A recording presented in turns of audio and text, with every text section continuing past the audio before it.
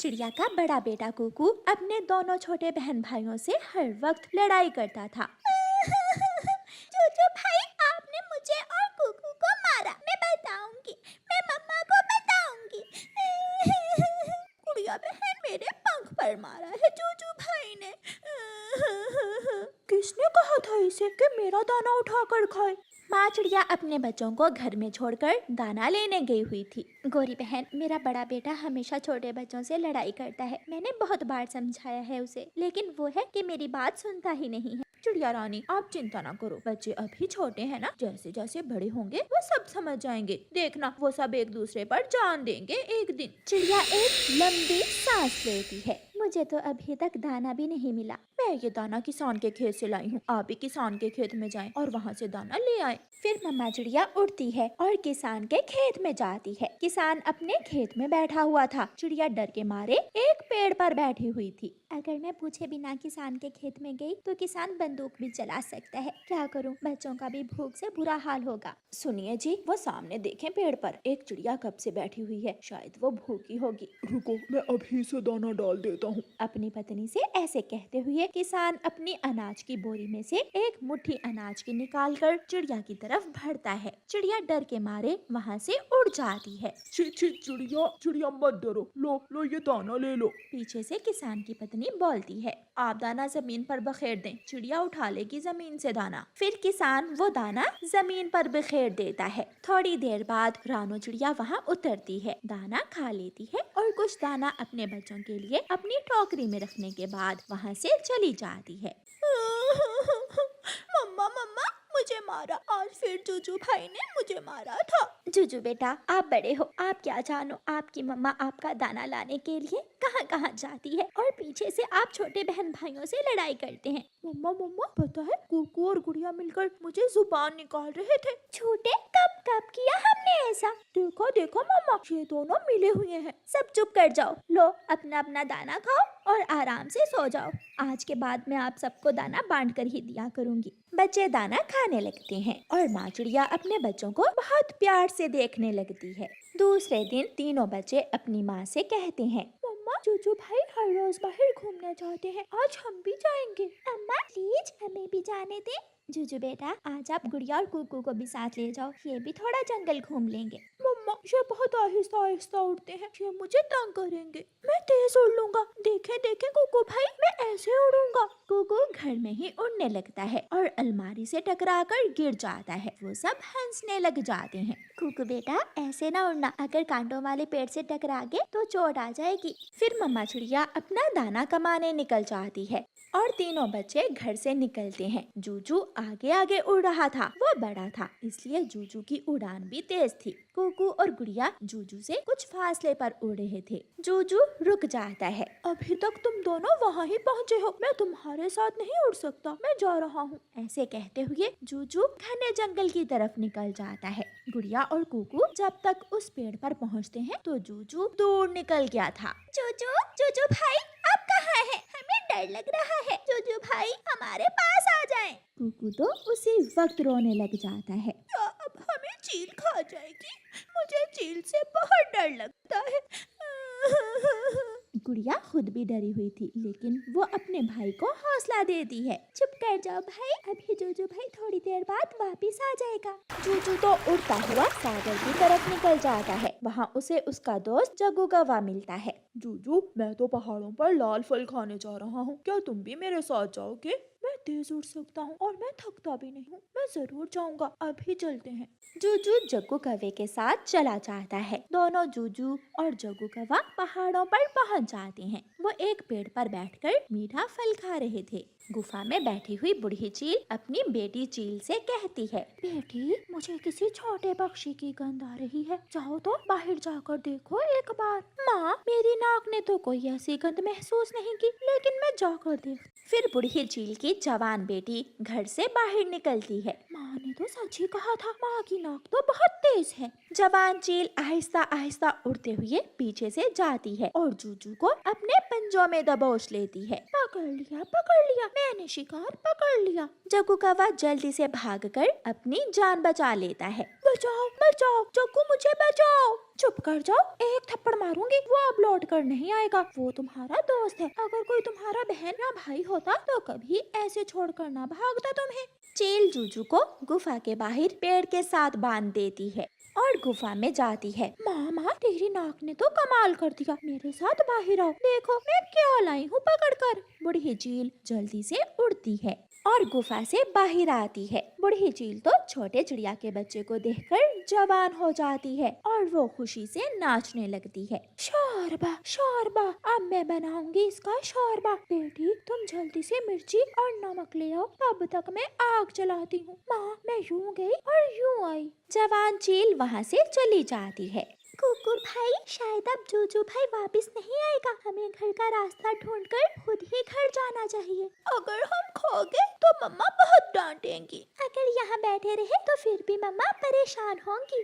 दोनों बहन भाई हिम्मत करके वहाँ से उड़ते हैं और उड़ते उड़ते पहाड़ों के पास पहुँच जाते हैं। कुकू जूजू को पेड़ से बंधा हुआ देख लेता है और दोनों बहन भाई एक पेड़ के पीछे तने के साथ छुप जाते हैं। गुड़िया या बहन, बूढ़ी चील ने भाई जूजू को पकड़ लिया है। वो चील बूढ़ी है, मैं उसे जाकर धक्का देती हूँ और तुम जल्दी से जूजू भाई को खोल देना, लेकिन ध्यान से। फिर गुड़िया आहिस्ता आहिस्ता आगे बढ़ती है। बूढ़ी चील आग जला रही थी और गुड़िया बूढ़ी चील को पीछे से धक्का दे देती है। मर गई, गिरा दिया मुझे, मेरी कमर टूट गई, मैं मर गई। कुकू जल्दी से जूजू की रस्सी खोल देता है और वो सब वहाँ से उड़ जाते हैं। बेटी कहाँ हो? जल्दी आओ, मुझे आकर उठाओ, मैं गिर गई हूँ, मर गई।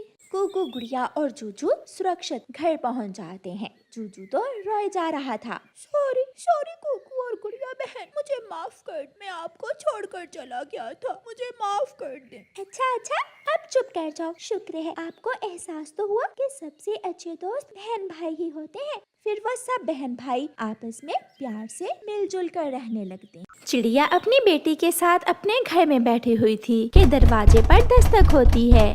चिड़िया बाहर आती है। बेटी चिड़िया, मैं बहुत भूखी हूँ, मैंने 3 दिन से कुछ नहीं खाया, क्या तुम्हारे पास कुछ खाने को है?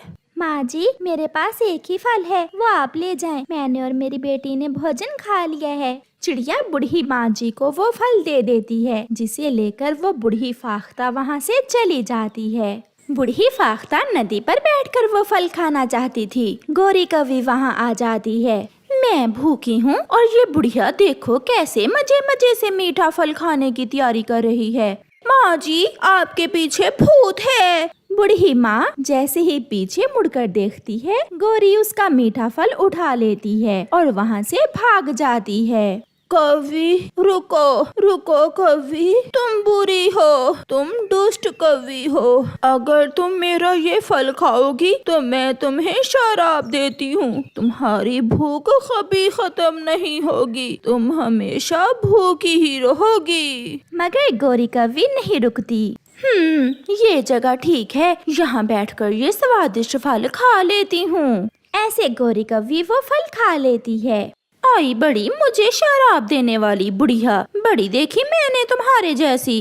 गोरी देखो, आज मैं क्या लाया हूँ, गेहूं के दाने मिले हैं मुझे आज, चलो मिलकर खाते हैं। कालू, बहुत भूख लगी है, तुम मेरे लिए थोड़ा सा पानी लेकर आओ और फिर बाद में हम ये दाना खाएंगे। कालू गोरी के लिए पानी लेने जाता है और गोरी कौवी दाने पर ऐसे टूटती है जैसे वो सदियों से भूखी हो। गोरी सारा दाना ही खा लेती है। गोरी, ये क्या, इतना दाना तुम सारा ही खा गई? कालू, न जाने क्यों आज भूख कुछ ज्यादा ही लग रही है। कालू जी, क्या करूं, आज भूख कुछ ज्यादा ही लगी हुई है। ऐसा कहते हुए गोरी थोड़ी दूर पड़े पुराने चनों के दाने भी खाने लगती है। उसका पति उसे गौर गौर से देखे जा रहा था। इसका पेट है या कुआं जो भर ही नहीं रहा, अब मुझे नींद आ रही है। फिर गोरी सो जाती है। सुबह हो जाती है। गोरी सुबह सवेरे ही घर से निकलती है। उसे जोरों की भूख लगी हुई थी। सामने उसे एक अमरूदों का पेड़ नजर आता है जिस पर पके हुए अमरूद लगे हुए थे। गोरी वहाँ जाती है। वो एक अमरूद खाती है, 2 खाती है और ऐसे वो पेड़ के सारे ही अमरूद अमरूद खा लेती है।